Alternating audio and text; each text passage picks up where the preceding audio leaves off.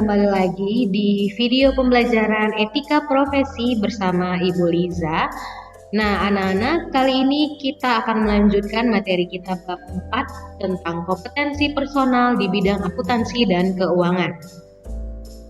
Tujuan pembelajaran kita yang pertama menentukan kompetensi personal, 2 mendemonstrasikan kompetensi personal dalam presentasi diri, 3 mengumpulkan informasi kompetensi personal dalam bidang akuntansi.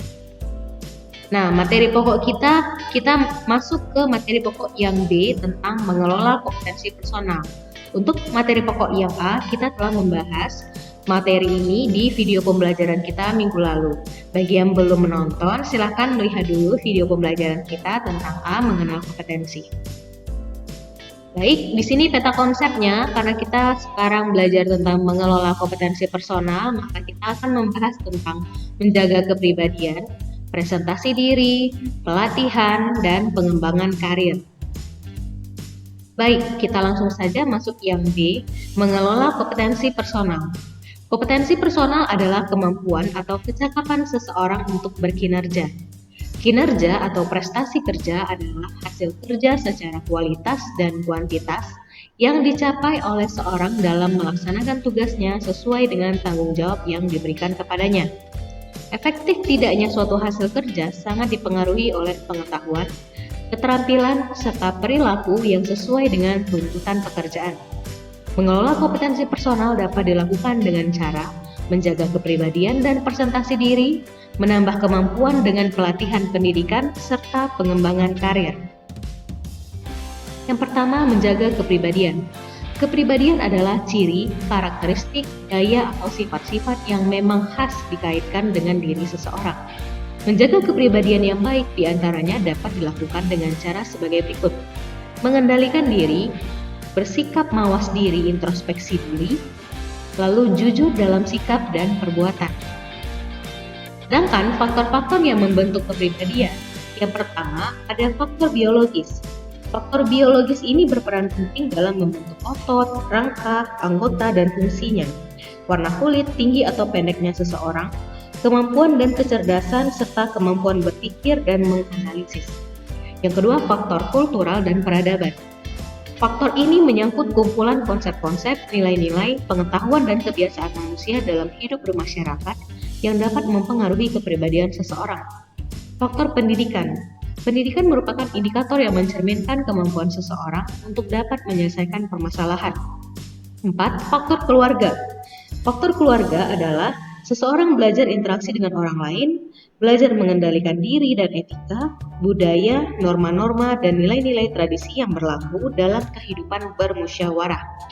Dan yang terakhir ada faktor sosial dan lingkungan. Faktor ini seperti keluarga, tempat tinggal, adat istiadat, sekolah, budaya, juga mempunyai pengaruh yang besar dalam pembentukan kepribadian orang tersebut.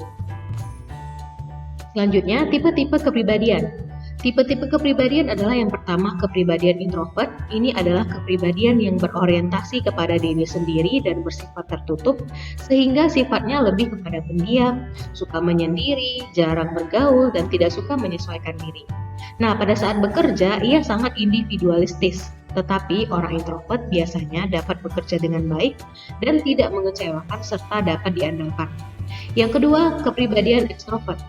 Ekstrovert merupakan kepribadian yang berorientasi ke dunia luar dan bersifat terbuka, sehingga sifatnya senang bergaul, ramah, dan mudah menyesuaikan diri.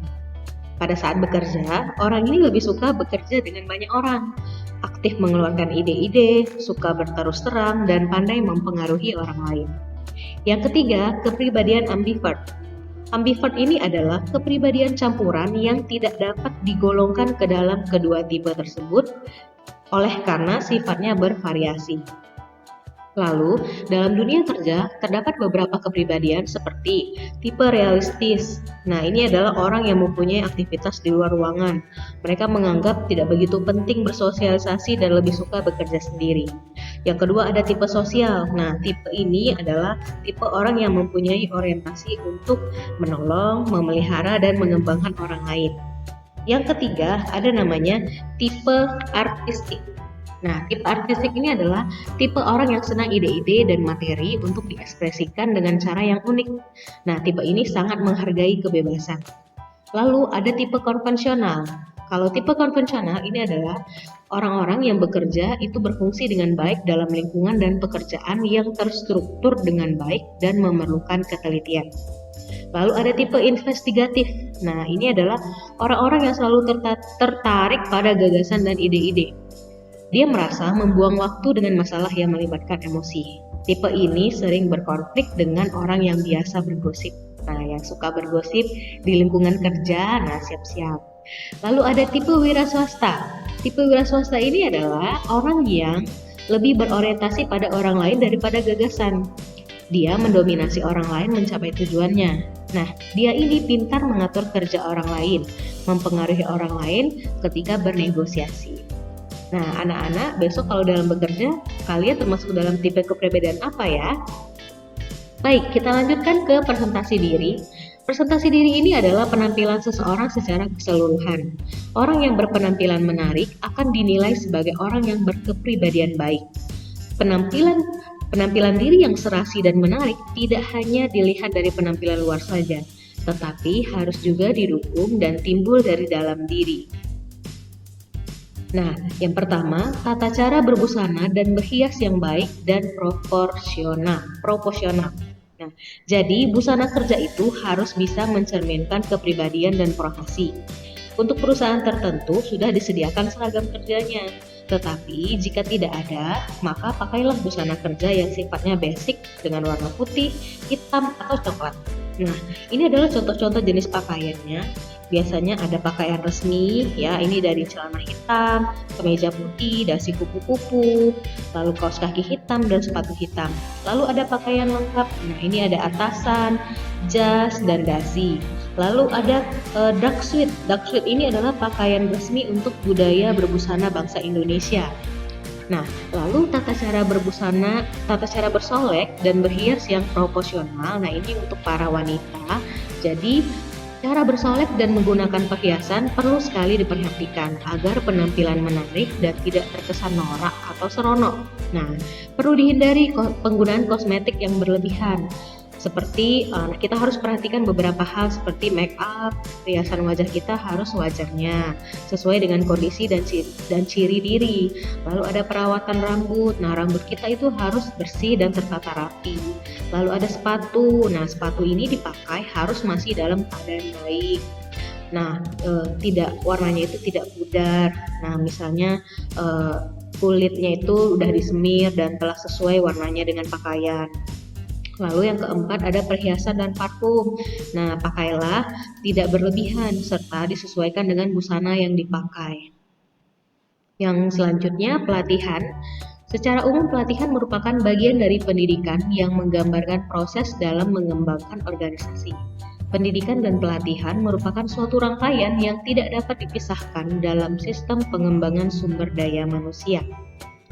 Tujuan dan manfaat pelatihan itu adalah sebagai usaha untuk memperbaiki, mengembangkan sikap, tingkah laku, dan pengetahuan. Sementara dengan adanya pelatihan akan bermanfaat, yaitu pertama, pelatihan dapat memperbaiki standar keselamatan kerja, membantu karyawan membuat keputusan yang lebih baik, makin besarnya tekad pekerja untuk lebih mandiri, mengurangi ketakutan menghadapi tugas-tugas baru di masa depan, dan lain-lain. Jadi sangat banyak manfaatnya untuk kita dapat mengikuti pelatihan, baik yang diselenggarakan di kantor ataupun yang ada di luar kantor. Nah, kita masuk ke jenis-jenis pelatihan. Yang pertama ada magang. Magang itu adalah suatu pembekalan terhadap karyawan dengan cara belajar dan praktik secara langsung di suatu posisi pekerjaan. Nah, untuk anak-anak yang ada di jurusan kejuruan SMK, magang ini tentu sudah dilakukan ya. Lalu yang kedua on the job training. Metode one job training ini adalah pelatihan yang menggunakan situasi dalam pekerjaan. Di sini karyawan diberi pelatihan tentang pekerjaan baru dengan supervisi langsung seorang pelatih yang berpengalaman. Nah, biasanya ini karyawan lain yang lebih senior yang sudah pengalamannya itu banyak ya. On the job training ini dibagi dalam beberapa metode antara lain coaching, apprenticeship, lalu ada job rotation atau rotasi jabatan. Lalu ada off the job training. Metode off the job training ini adalah pelatihan yang menggunakan situasi di luar pekerjaan. Metode ini digunakan apabila banyak pekerja yang harus dilatih dengan cepat atau pelatihan dalam pekerjaan yang tidak dapat dilakukan karena sangat mahal. Nah, di gambar itu bisa anak-anak lihat beda dari on the job training lalu off the job training. Baik, kita lanjutkan ke pengembangan karir. Karir menunjukkan perkembangan karyawan secara individual dalam jenjang jabatan atau kepangkatan yang dapat dicapai selama masa kerja dalam suatu organisasi. Dalam menjalani suatu karir tertentu, bisa saja individu mengalami kejenuhan karena dia terlalu lama berada pada posisi yang sama. Nah, untuk mengatasi hal ini diperlukan adanya suatu pengembangan karir. Pertama ada promosi. Promosi ini perpindahan karyawan ke jabatan yang lebih tinggi di dalam suatu organisasi atau perusahaan, sehingga kewajiban hak, status, dan penghasilannya semakin besar. Lalu ada mutasi. Mutasi ini adalah satu perubahan posisi atau jabatan yang dilakukan dalam suatu organisasi pada tingkat jabatan yang sama. Prinsip mutasi adalah memindahkan karyawan kepada posisi yang tepat dan pekerjaan yang sesuai agar semangat dan produktivitas kerjanya meningkat. Nah, ini adalah misalnya untuk tipe pekerja yang tidak cocok pada posisi tertentu, dia dilakukan mutasi ya dengan karyawan yang lain supaya dia dapat bekerja dengan maksimal. Lalu ada demosi. Demosi ini adalah perpindahan karyawan dari suatu jabatan ke jabatan yang lebih rendah di dalam satu organisasi atau perusahaan. Demosi biasanya dilakukan untuk memberikan pelajaran atau bentuk suatu hukuman bagi seorang karyawan. Biasanya, karyawan yang tidak mampu melaksanakan tugas-tugasnya pada jabatannya akan mengalami demosi ke jabatan yang lebih rendah. Nah, anak-anak bisa bedain ya, kalau promosi seperti apa, lalu ada mutasi dan ada demosi. Oke, baik anak-anak semuanya, sampai di sini materi kita tentang mengelola kompetensi personal. Nah, minggu depan kita akan melanjutkan bab baru, bab 5 ya. Jangan lupa disaksikan video pembelajaran kita untuk setiap minggunya. Baik, terakhir Miss ucapkan terima kasih telah melihat video ini dari awal sampai habis. Semoga bermanfaat dan anak-anak dapat mengerti. Miss ucapkan maaf apabila ada salah kata dan keterbatasan. Sampai jumpa di pertemuan selanjutnya. Terima kasih.